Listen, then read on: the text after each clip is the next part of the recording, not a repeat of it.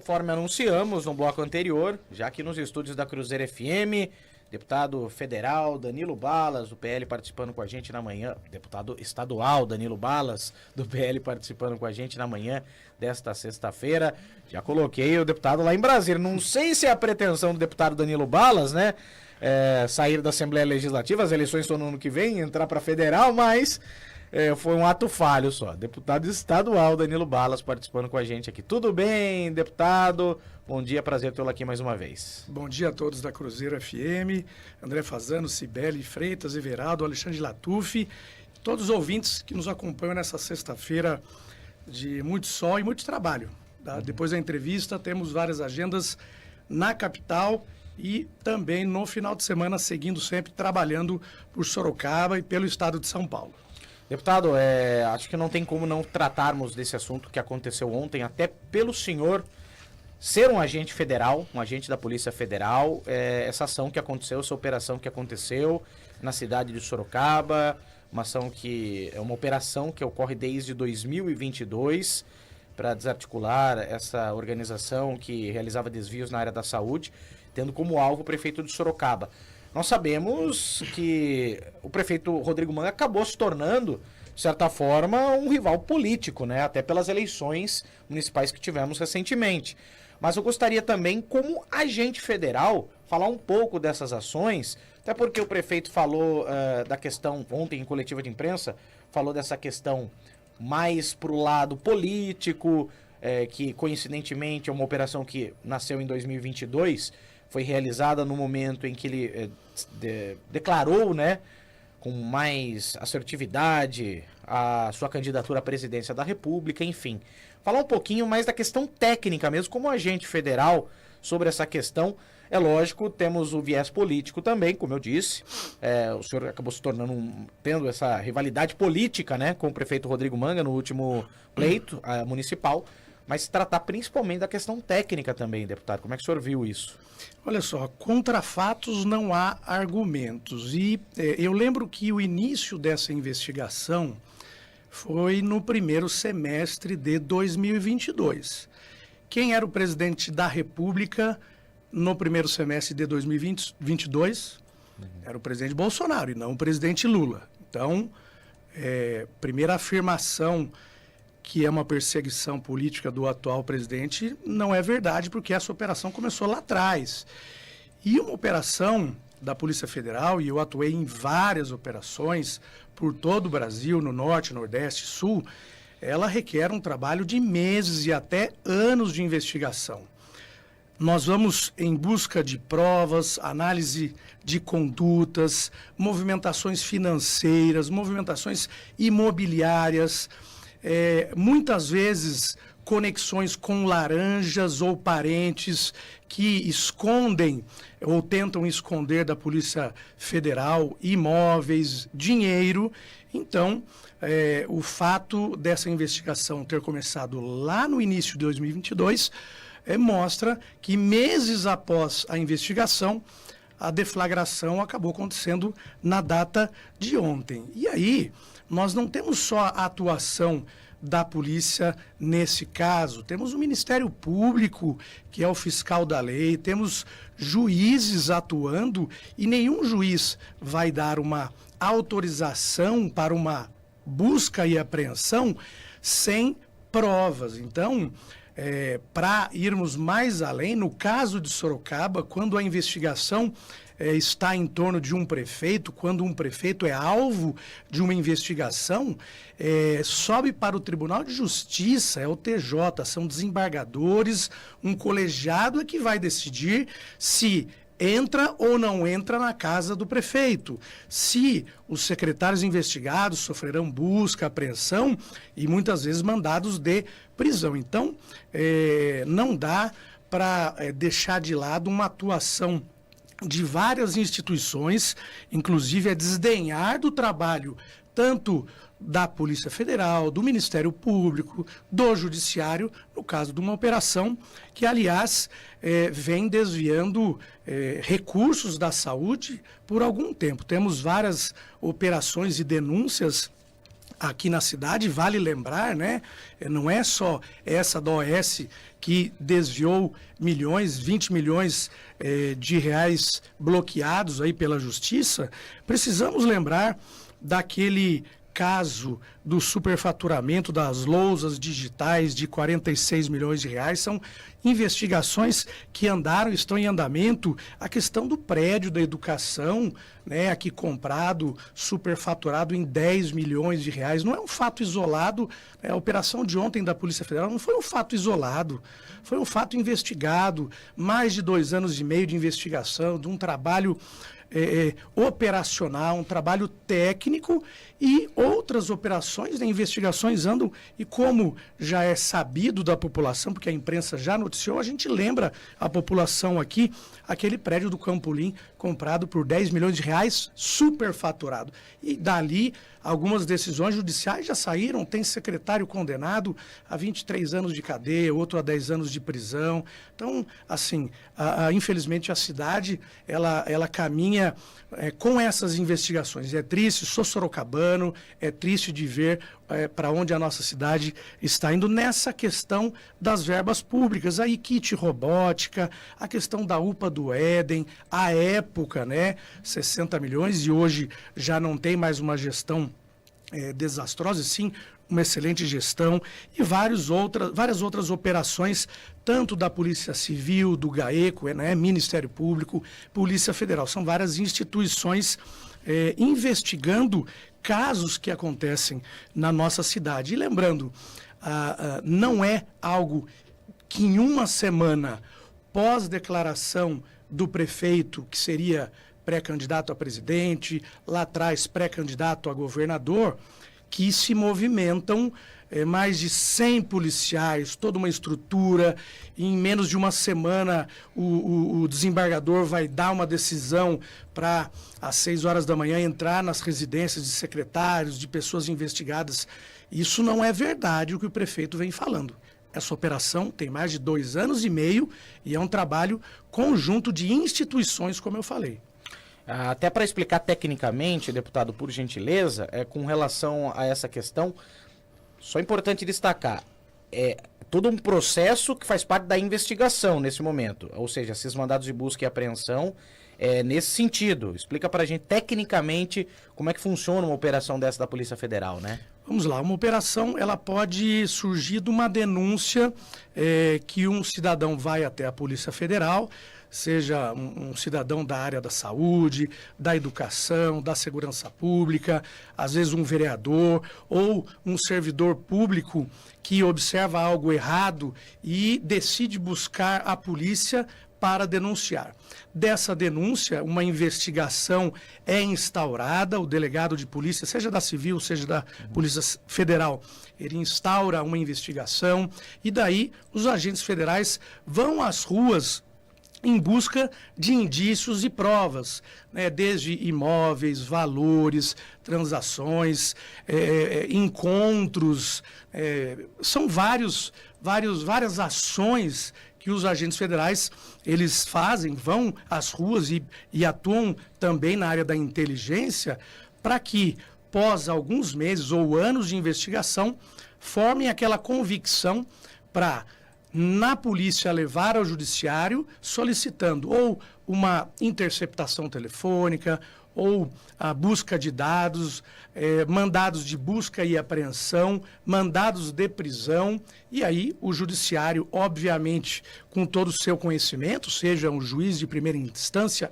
ou um desembargador que tem o seu time, tem o seu corpo técnico, vai se debruçar de toda aquela investigação e aí conceder o mandado de prisão ou não, o mandado de busca e apreensão. Então, ontem foi a deflagração do dia da operação, mas tivemos 2 anos e meio antes de investigações, todas fundamentadas na legislação do nosso país. E aí, tanto o delegado de Polícia Federal, quanto o procurador, quanto o desembargador, todos esses atores, eles analisaram e a sua equipe também analisou todas as provas. E aí culminou com a operação da Polícia Federal na data de ontem, com a apreensão de vários documentos na prefeitura, na residência de pessoas envolvidas, seja empresário, seja ex-secretário,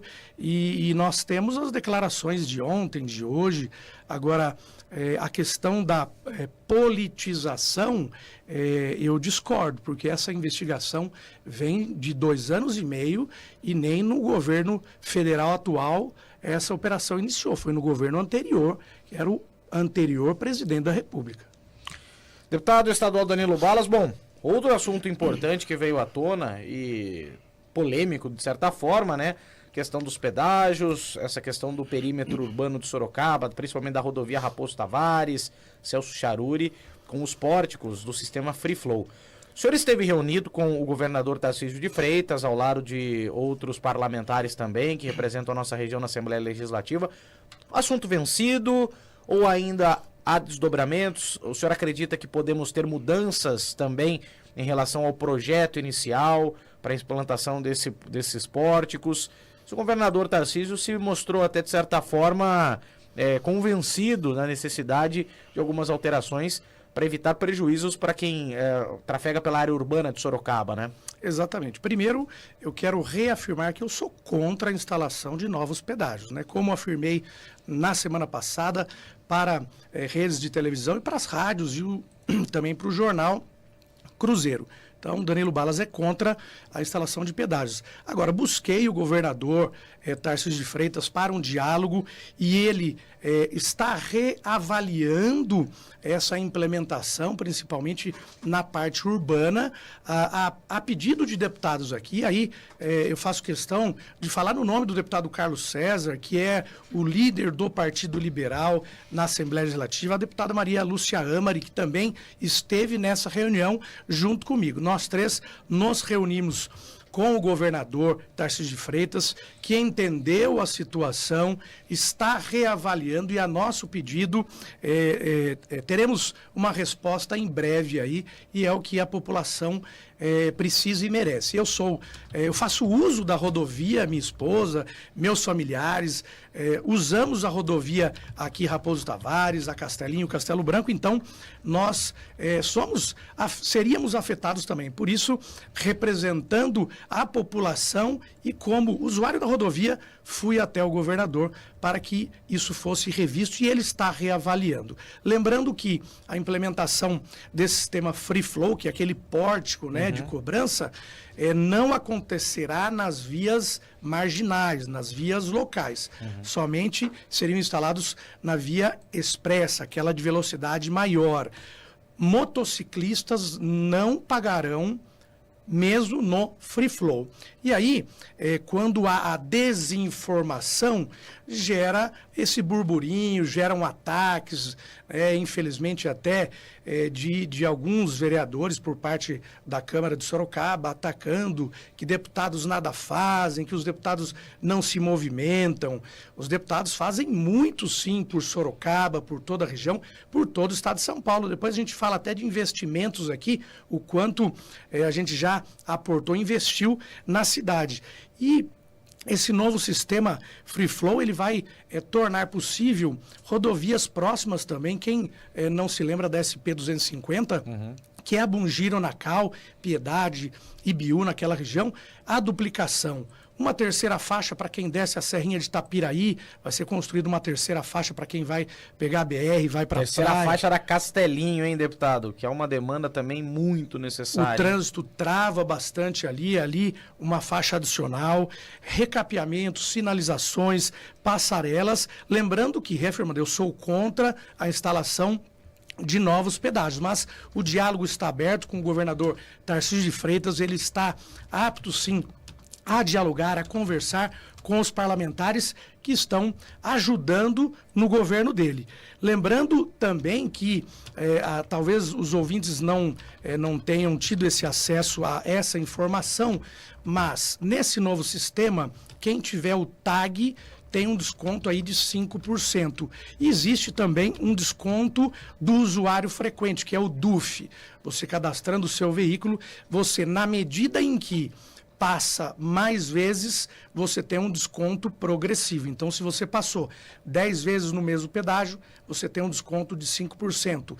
Passou até 20 vezes, mais 5%. Acima de 20, chegando a 30, você pode chegar, em razão dessas passagens no mesmo free flow, até 20% de desconto, fora os 5% do desconto do tag. Então, os pedágios eles estão caindo de valores.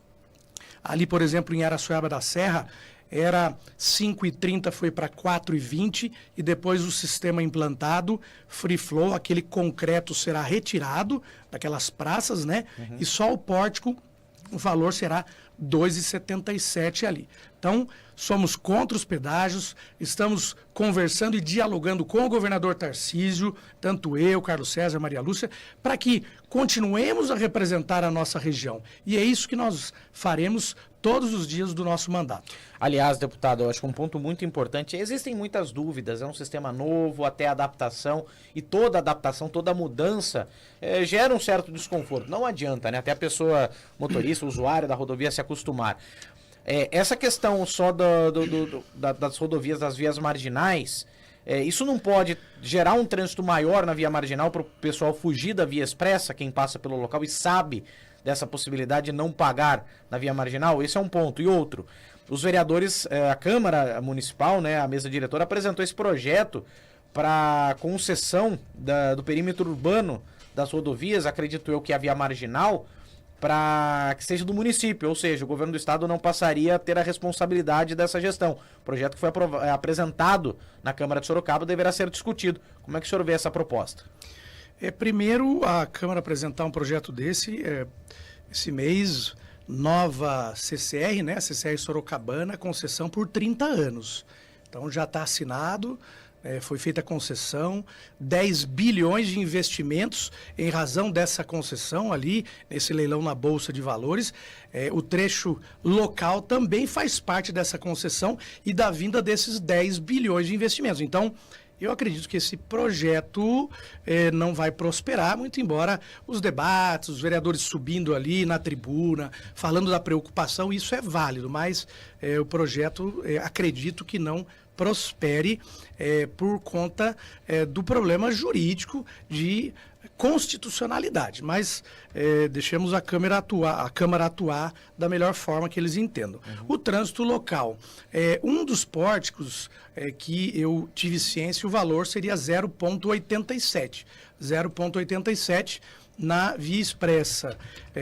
O trânsito local, obviamente, num primeiro momento, as pessoas estariam buscando não pagar o 0,87, porém, às vezes, 10, 15, 20 minutos aguardando para atravessar ali num trânsito, é possível que ela queira optar por pagar 0,87 e seguir mais rápido, né? O tempo é muito precioso e as pessoas voltem a usar a expressa, a não ser aquela pessoa, óbvio, como a minha esposa, que leva a minha filhinha na escola, eu levo minha filha ao médico, vai ter que usar a via local, não tem como, é o único acesso. Lembrando que somos contra a implementação dos pedágios e nas vias locais não haverá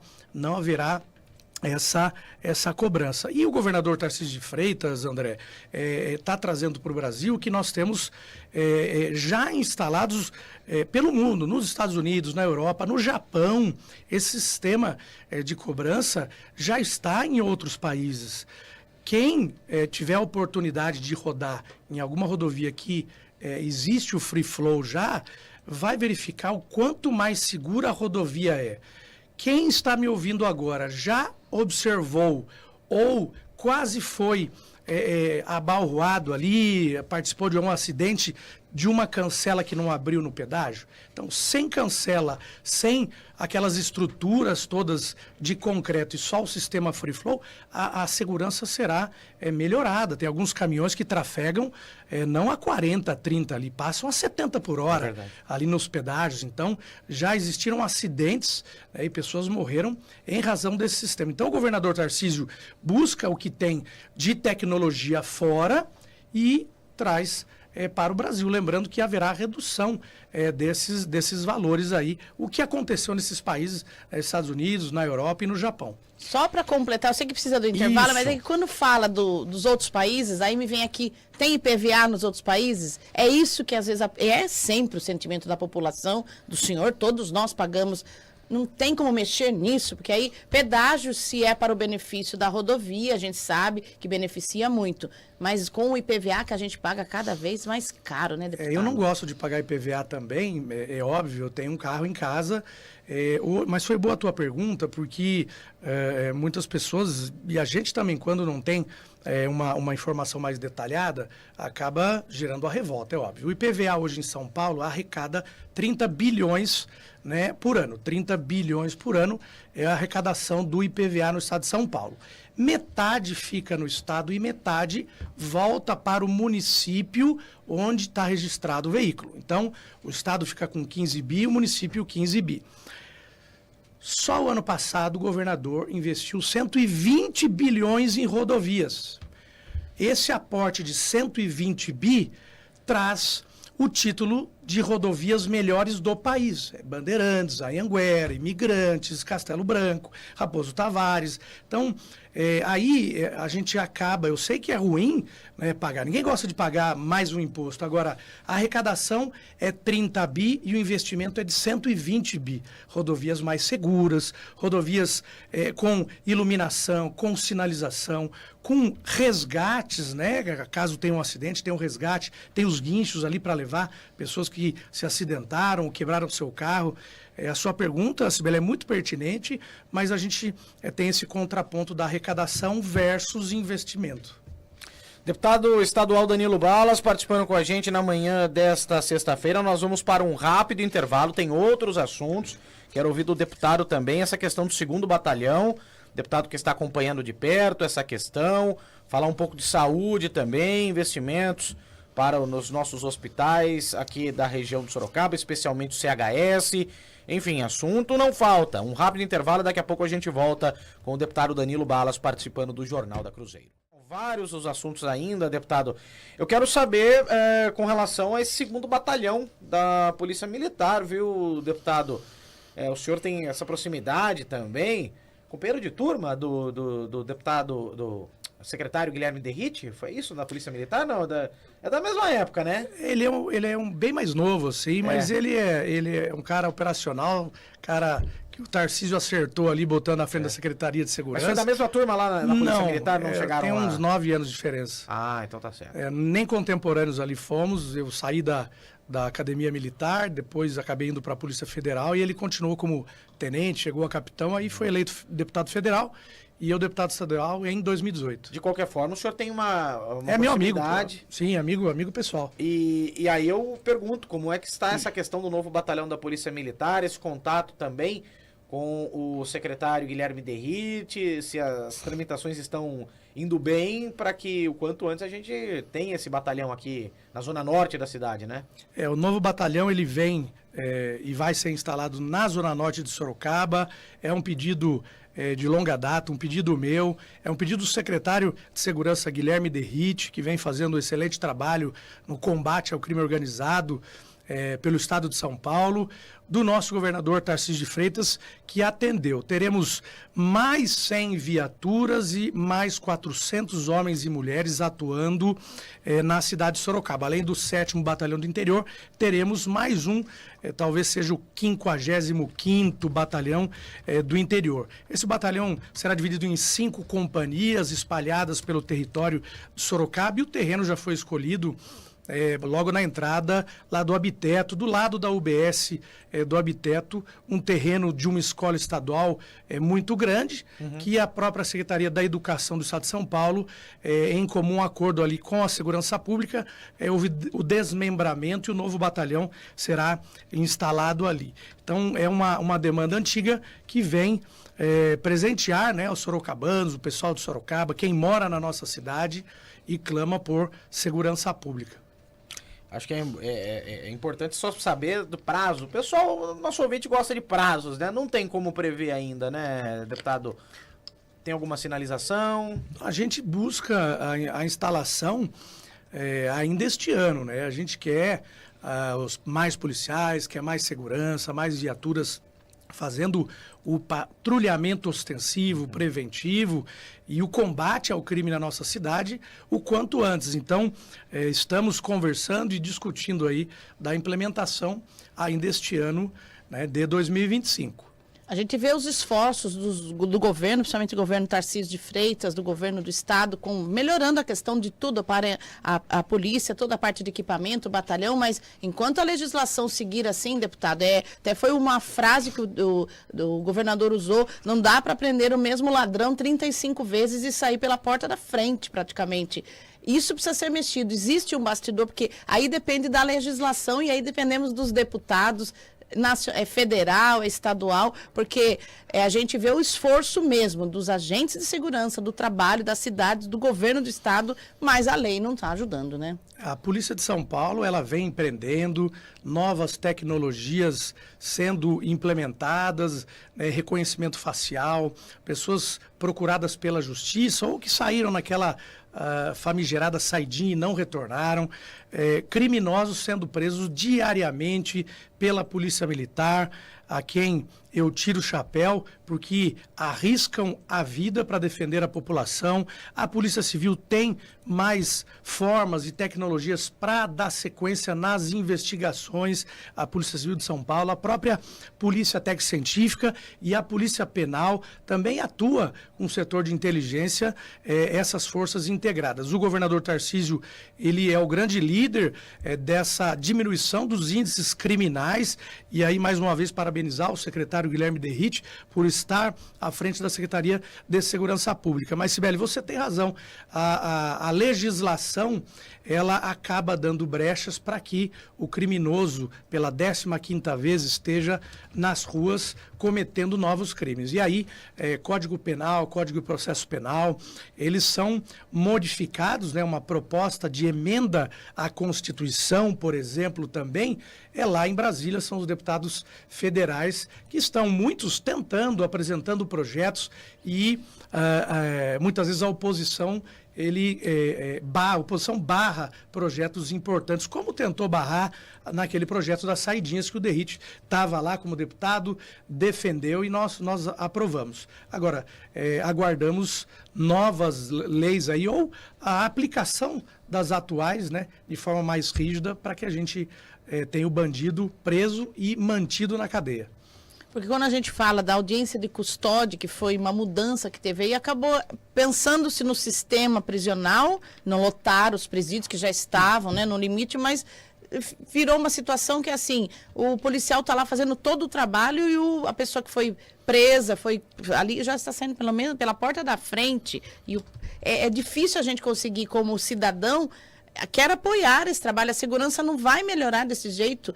Quando que os deputados vão mexer com isso? Precisa mudar a lei. Essa audiência de custódia também, para o cidadão, imagine o cidadão entender que a polícia chegou e prendeu aquele indivíduo que estava roubando a sua residência, furtando, a guarda municipal, que também é a força policial municipal, que faz um excelente trabalho, prendeu o bandido, levou para a cadeia, para a delegacia da polícia, tá no dia seguinte, é liberado na audiência de custódia e já está pelo bairro de novo.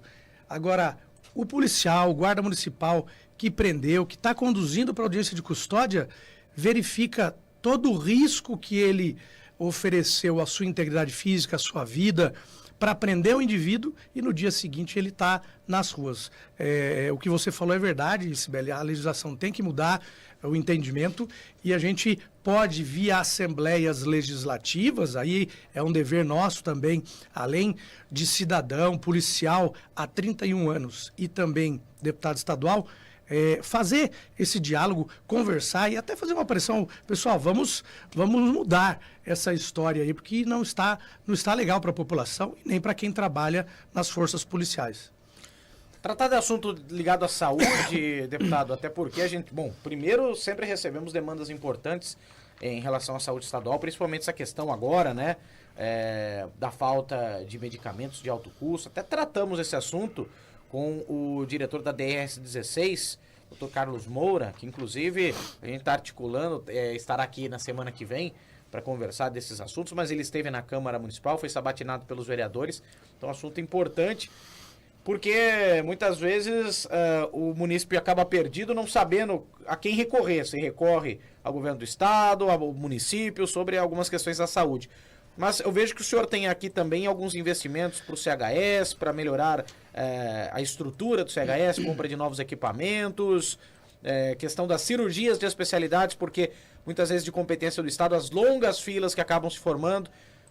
Até o próprio Dr. Carlos Moura, que é o diretor da DRS-16, ontem na Câmara, mencionou que teremos multirões acontecendo para tentar viabilizar essa questão, principalmente das cirurgias oftalmológicas e também das cirurgias ortopédicas, né, que são demandas importantes. O que o senhor tem para falar com relação a isso? Como você está vendo a questão da saúde também?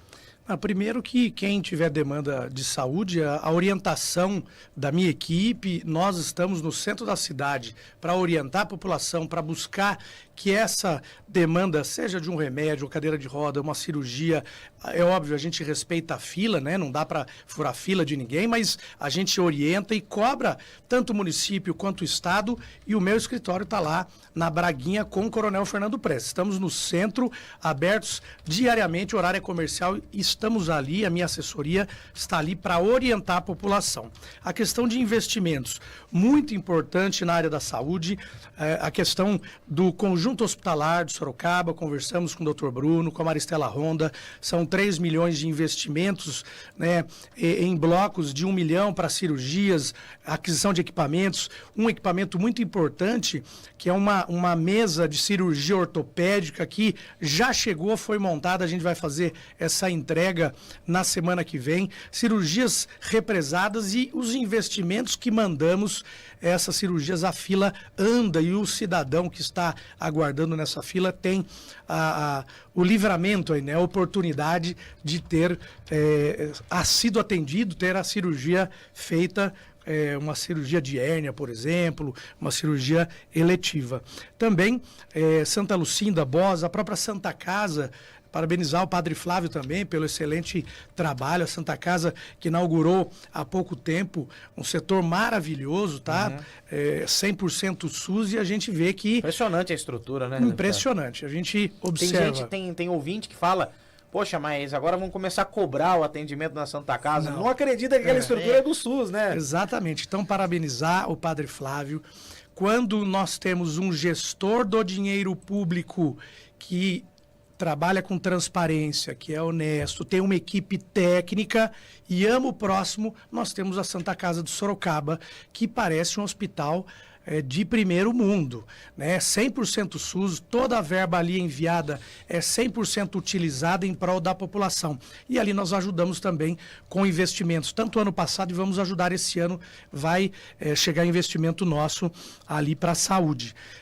Além disso, temos que lembrar a questão da educação. O governador Tarcísio de Freitas, a nosso pedido, enviou via PDDE Paulista, que é o Programa Dinheiro Direto na Escola, verbas, investimentos, logo em janeiro, para as escolas estaduais. Então, foram 80 escolas estaduais em Sorocaba, 16 em Votorantim, além desta semana falar sobre o investimento de R$1 bilhão na educação. 369 ônibus, são climatizadores, computadores, toda a infraestrutura para que os alunos estudem de uma melhor forma, o professor possa dar uma aula com mais tranquilidade, um ar-condicionado na sala de aula, algumas escolas construídas muito antigamente, que não tem sistema de ventilação ainda, e aí o climatizador ajuda bastante. Educação, saúde, o esporte aqui em Sorocaba, e aí, além do vestiário do Centro Esportivo André Matiello, enviei R$440 mil, ele já existe, já está em funcionamento, temos uma verba de R$500 mil no esporte de Sorocaba, ele vai ser investido no ginásio municipal Newton Torres, e aí eu faço um pedido ao secretário Mosca, meu amigo, estudamos junto no Getúlio Vargas, ele foi atleta do futsal, eu atleta do handebol, participamos de jogos regionais, jogos abertos, Campeonato Paulista, e defendemos a bandeira de Sorocaba. Mosca, não vamos perder, pelo amor de Deus, esse R$500 mil para o esporte, porque nós temos secretários que, infelizmente, deixam a verba embora. É triste o que eu vou falar aqui, mas segurança pública, eu enviei R$1.317.000 para a Guarda Municipal. Aquisição de equipamentos, armamento, e aí sistemas, tecnologia, e eu soube que houve a perda de R$500 mil, por erro aqui da prefeitura, um erro do secretário, não sei, o nome do secretário é Beto Neuer, eu não sei qual que, não lembro o nome dele. Beto Maia. Beto Maia, então, houve a perda, eu não sei, é importante explicar para a população por que Sorocaba perdeu R$500 mil na segurança pública. E aí, olha só, o guarda municipal, ele precisa de equipamento, de um colete que está para vencer, de uma lanterna, o guarda municipal precisa de segurança para dar segurança e voltar para sua casa, para sua família. Uma lanterna faz a diferença e é inadmissível perder R$500 mil para a segurança pública do município. E Sorocaba perdeu. Então, e parabenizar um outro secretário. Agora tem que falar o parabéns também. O Péricles entrou em contato com a gente, tem R$150 mil na Secretaria de Relações do Trabalho. Ele entrou em contato comigo e falou: deputado, vi que o senhor mandou aqui 150 mil. Falei, não deixa perder, porque tem secretaria que perdeu. Falou, de jeito nenhum, já estou correndo atrás. Então, parabéns, Péricles, por essa proatividade, buscar esse investimento e que ele seja usado e não perdido. E tenho certeza que o meu irmão, meu amigo Mosca lá, não vai deixar R$500 mil do esporte perder, porque o esporte é saúde para a molecada, para o ginásio. Eu, como educador físico também, sei da importância dos investimentos aqui na nossa cidade, em especial no esporte. Então é muito investimento, é bastante trabalho, não só na nossa cidade de Sorocaba, mas na região, Votorantim, Araçoaba da Serra, são várias cidades, Capela, que a gente vem se doando. Há alguns dias a população não me encontra em Sorocaba, mas eu estou na Assembleia Legislativa votando projetos importantes, defendendo a população. Eu tenho várias reuniões no Palácio do Governo com secretários de Estado, não só da Segurança Pública, mas o Marcelo Branco da Habitação, doutor Eleusis da Saúde. O Estado tem 645 cidades, temos que representar o Estado todo. E na nossa região aqui, são cidades importantes que confiaram o voto no deputado Danilo Balas também. Então, a gente deve essa satisfação para a população de Sorocaba, região metropolitana e todo o Estado de São Paulo.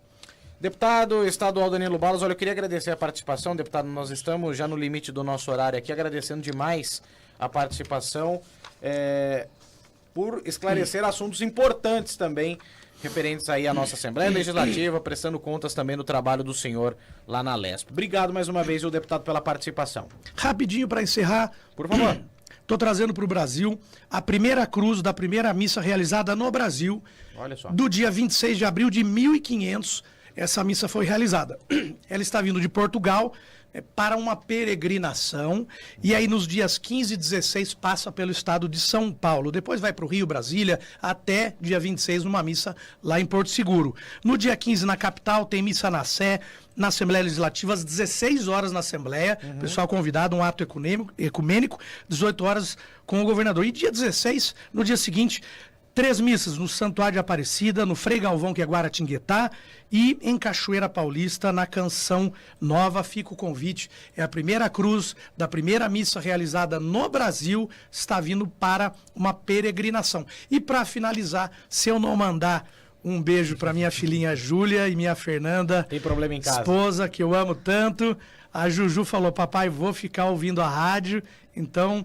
São 2 mulheres que eu amo tanto, minha filhinha tem 7 anos, a Júlia Balas, e a Fernanda também, que me dá tanta força para rodar o estado inteiro, para representar a população, e tenho certeza que é por elas também que a gente se desdobra e representa o estado. Lutando pelas duas, eu estou representando todas as famílias do estado, do nosso estado de São Paulo. Obrigado. Deputado estadual Danilo Balas, agradecendo mais uma vez a participação. Conversou com a gente, também com o ouvinte da Cruzeiro FM na manhã desta sexta-feira no nosso Jornal da Cruzeiro.